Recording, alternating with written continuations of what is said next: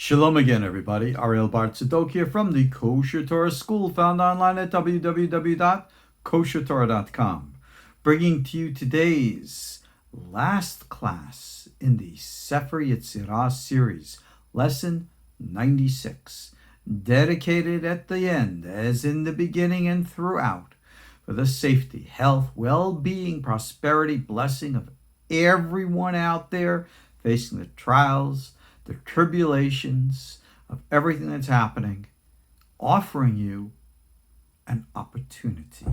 Because that's what this Sefer Yetzirah course is all about, and it always has been.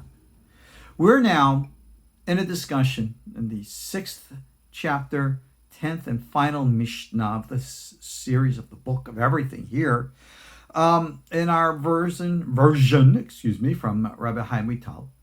And we're in a discussion about the patriarch Abraham and his legendary application or association with this text. And as I explained in our previous class, why was Abraham chosen as the, if you will, archetype to be associated with this book of all books? We have Rabbi Shimon Bar Yochai, who is legendarily associated with the Zohar. And you also have Rabbi Akiva associated with the Sefer Yetzirah as well. But Avraham is the one who's mentioned. And our text says that through the powers that were worked here in the Sefer Yetzirah, meaning the pursuit of natural law, sciences, and astrology, Avraham discovered the singularity of the universe, to which God then revealed himself to Abraham. Abraham was then called God's beloved, and God blessed him and made a covenant with him, and the like. Well, that's all history, I guess. We learn about this and know about this from the Bible. And a point that I made in our class yesterday was that the Sefer Yetzirah is a universal text.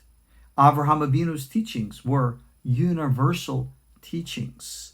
It is said that those who follow those universal teachings were like renewed, reborn, or if you'll allow me to take the Christian term, which they took from Judaism originally, born again.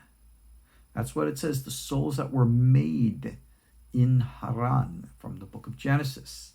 Now, again, some will interpret, he made golems. Oh, they're not golems. They were converts. But converts to what? Abraham never started a religion.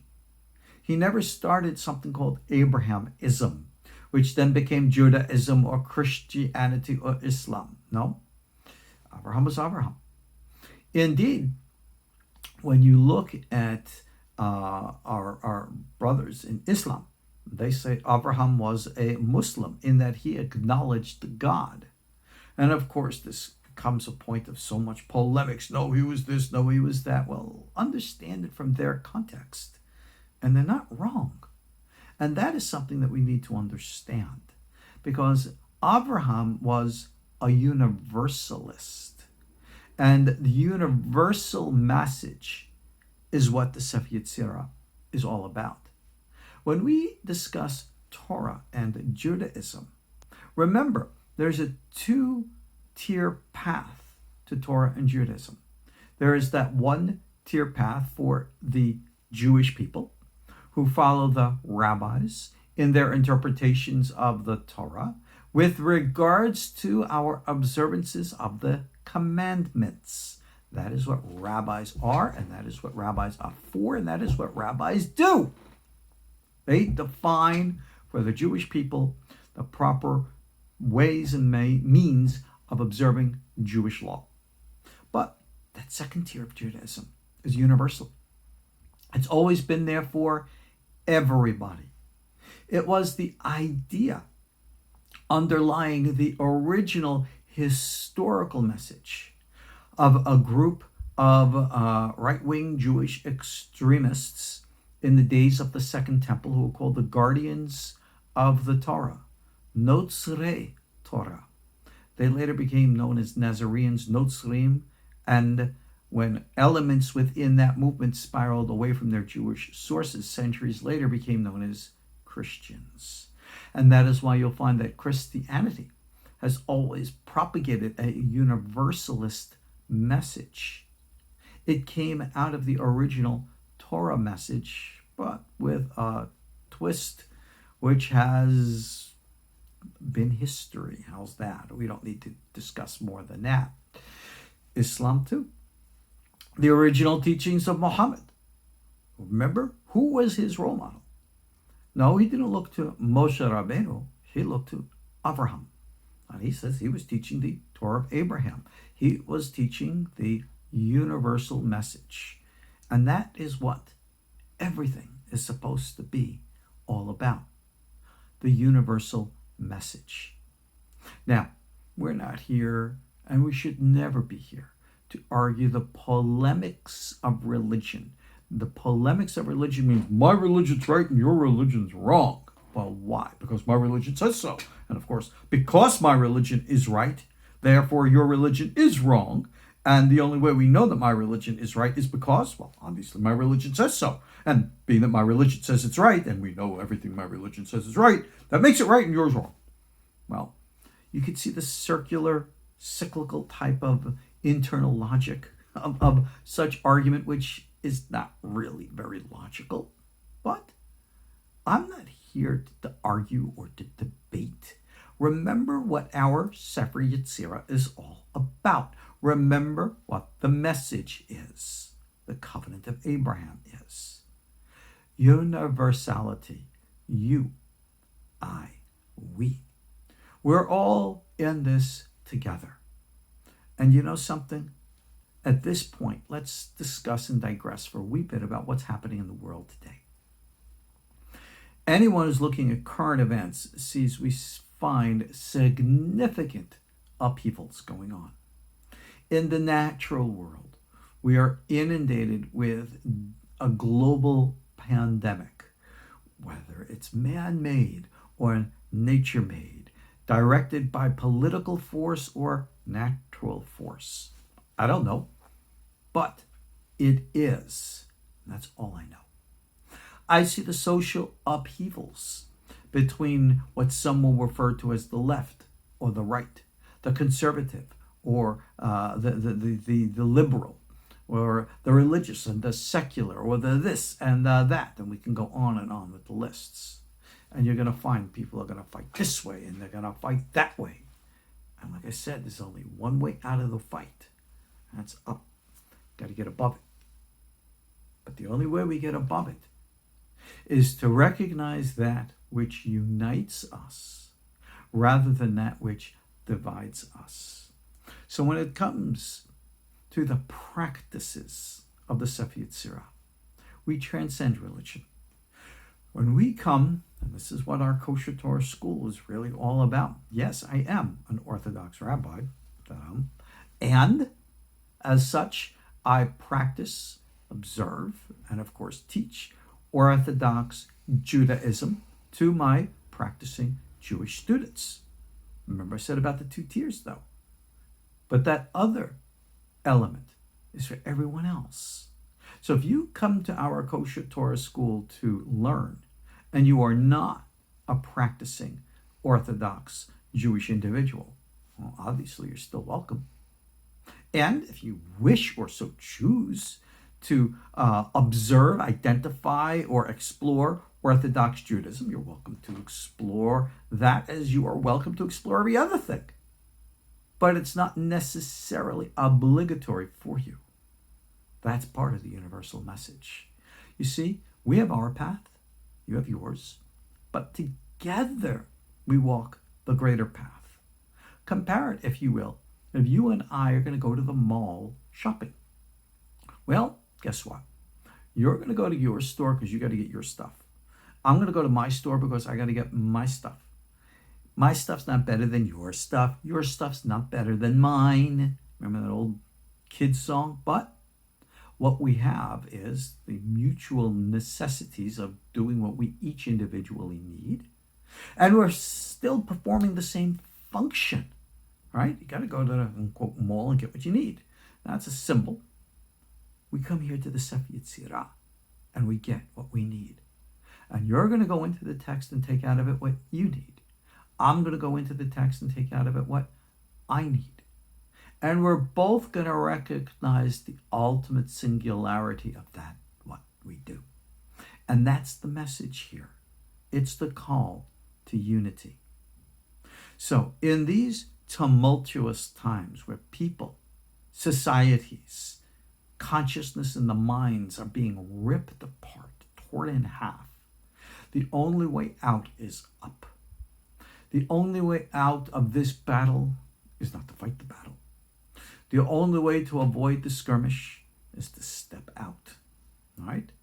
And the wise words of the Tao Te Ching, Chinese stuff. Oh, but isn't that part of the greater whole that God created?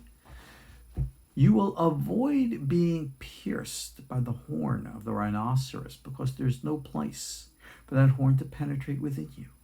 You are whole. You are complete. There's no opening there. And that is how you have to think and direct your minds, your thoughts, which will then lead your actions.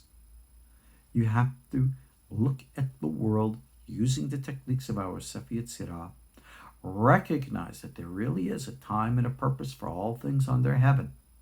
And, as we said way back in the beginning of the text, if your heart runs and your mind runs, right? Shuv lamakom, return to the original place, the center, the focus. Yes, we've learned all about the movement of the polarities of the original three powers, the Hadar, if you remember, represented by our three letters, the Emesh. We learned about the emotional powers going up and down in the Beged Kaport and how we have to structure everything by the 12 elementals. This is our symbols.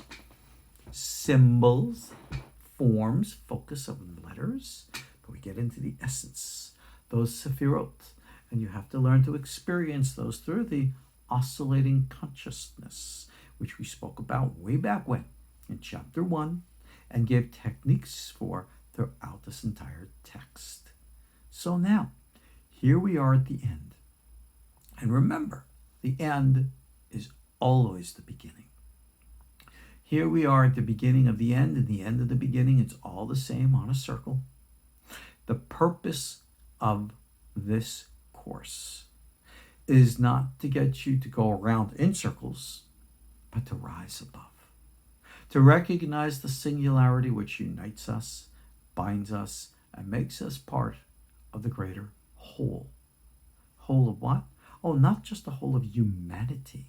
Humanity itself is part of a greater whole itself. So, for example, for those of you who are not familiar with my little female canine here, Sierra, she's hanging out on the couch behind us. She's part of the whole too. She is a conscious, sentient, living, feeling, thinking entity. But she's not part of the human race. But she's part of the greater reality. Yeah. I can learn about God, the universe, and reality by interacting with that non-human entity and interacting and understanding, growing and maturing in myself. That's what the dog I'm talking about. Think about what opportunities you have with everything in your environment. Don't get distracted. Don't get caught up. Don't allow yourselves to be drafted into the unnatural affairs of the world today. These things are coordinated, guided, directed by higher and hidden hands whose sole intent is to divide and conquer. Now, if you truly wish to be invincible, then obviously you cannot be conquered. And if you choose not to be conquered, then that can only come about by you choosing not to be divided. I mean, isn't this like common sense? So take the Nega plague. Understand how to turn it into your oneg pleasure. That's the example given in the text way back when in chapter 2. Learn how to apply it into your present circumstances. Sefer Yetzirah is considered to be one of the most deepest, most profound books of spiritual wisdom. Cool and groovy. You can go and get copies of this book from magical sources, from non-Jewish sources, or rabbinic Orthodox versions that are, again, all this stuff is available in English even, on Amazon and other book source places. And you'll learn pretty much within those limited contexts. I've tried to take you beyond that, as the original text was originally meant to be.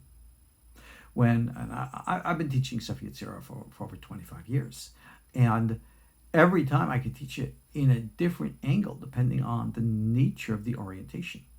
In this series, I chose specifically to teach it more or less from the point of view of one author, Chaim Vital. And of course, we expanded beyond that time to time, and I've shared with that. I have a longer series of 40 hours, which I taught the prophetic techniques of the meditative tools and such. That's out there for those who are interested. If you are interested in it, email me at Ariel, Tzadok@gmail. Hey, Rabbi, I hear you got this longer course. Tell me about it. And I'll be more than happy to write you a quick little blurb, tell you what it's all about. This course, all 96 lessons, I'm going to put in audio format, together with my essays that I have written on the Sefer Yetzirah, with all the handouts available. And I'm going to put it together as one complete course. And it will be available on our KosherTorah School sooner or later. You'll see it. And yeah, there's going to be a fee for it because you don't get things for free. The world is not about free. You give back, everything goes back and forth. That's just the way it is. So for those people out there, why do I have to pay? I don't know. Next time you want something, go to the store and ask them why you have to pay. All right? Next time you go to a religious bookstore and you want to buy a religious book, go demand from the bookstore owner to give you the books for free because you shouldn't have to pay. It sounds rather, I don't know, Marxist, communist to me, but what do I know? I'm not interested in getting political with things. I want you to focus on what's important. I want you to focus on what's real. And what is important and what is real, dramatic pause there for you to remember, it's not for me to tell you that. And you're going to come back and say, well, Rabbi, this is what I think is important. Good for you. You have taken whatever letters, using the symbol, of your choice and created the forms of your own choosing. And you've created your own golem. Remember, the golem is an empty shell. And if your empty shell is not alive or not in a good, proper, good form, well, maybe you have to restructure it. There are still a lot of secrets in the Sefer Yetzirah. It will really, for those who tap into its inner nature, reveal and unleash to you the psychic powers of the universe. Literally, if you tap into this, you will understand that this is what we call the Ma'aseh Merkava, or the path of ascent, the prophetic bonding with God. We have old legends in our Torah tradition which state that there is nothing that God desires of us human beings more than the evolution of our consciousness. Judas, we say, for the learning of his Torah, Ma'aseh Merkava. Here, in the end, it is said Abraham was blessed by God and called God's friend. Why? Because Abraham accomplished the human mission to reconnect all the dots, putting them all together, recognizing the singularity, the one. That is the covenant of Abraham. It was the covenant of the pre-Adamic high priesthood. It was even the covenant of the righteous and faithful of the pre-Adamic civilizations, those who were called the heads of the kings who reigned in the land of Edom prior to there being a king in Israel. A lot of secrets about that for another time. We're going to move on now God bless, God be willing, in days to come from me here, we'll have another course. It'll be available for you. And if you so choose, you will continue to learn, continue to grow, continue to mature, and peel away layer by layer the illusions, the maya, the falsehoods, the klipot, which divide us, until you ultimately realize that the sacred unity which binds us all together as one. And then you will have learned the message and the mystery of the Sefer Yetzirah. I want to thank you for being here with me. I've been your host, Ariel Tzadok, taking you hand by hand with me along this journey. Welcome at the end, just as in the beginning. Continue along the circle, walk it, and understand the secret of the unity. And on that note, let's bless and conclude with the greatest of all things. Shalom.